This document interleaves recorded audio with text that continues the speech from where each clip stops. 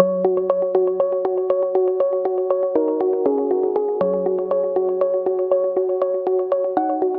there, and welcome to this week's Devotional Moments. How's your memory verses going? My memory isn't great.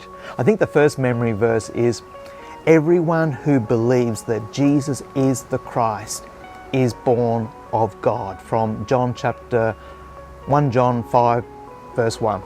And I think this week's one is, everyone who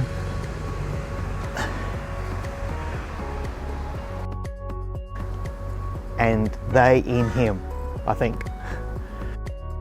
If anyone believes that Jesus is the Son of God, no. If anyone acknowledges that Jesus is the Son of God, God lives in them and they in him. Yes. Jesus is the Son of God. Those of you who heard Robbie's sermon last Sunday or on YouTube heard him talk about the various heresies of those early days that denied that Jesus was actually God's Son, and how even today's various religious groups continue to deny this truth, that Jesus is the Son of God. The Apostle Paul wrote what the sonship of Jesus Christ actually means for us in a very cool passage in Galatians chapter 4 verses 4 and 5. Paul tells us, "But when the right time came, God sent his Son, born of a woman, subject to the law. God sent him to buy freedom for us who were slaves to the law, so that he could adopt us as his very own children." Paul says that when the time was right, in the fullness of time, Jesus came to redeem us, or as the New Living Translation puts it, to buy freedom for us, as we were slaves to the law. And then Paul tells us what the sonship of Jesus Christ actually means for us.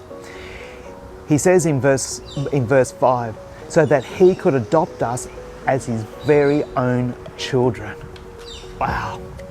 God sent his Son so that through his death we could be adopted as God's very own sons and daughters. In those days, adoption was certainly practiced within Roman society.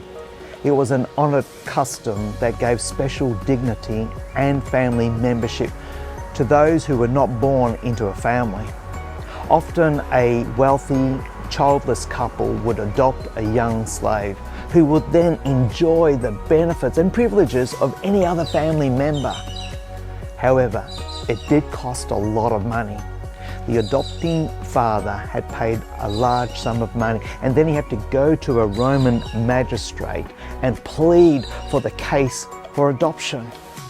Only after paying and pleading was then the adoption completed.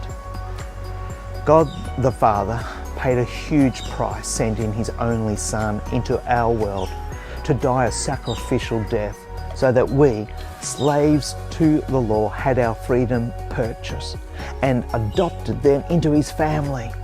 Being adopted as a child of God means that our standing, our relationship, our responsibility, and our future with God is on a brand new level. How good is this? Jesus came as God's Son so that we can be adopted into God's family. Thanks for listening to me today, and have a great day. God bless you.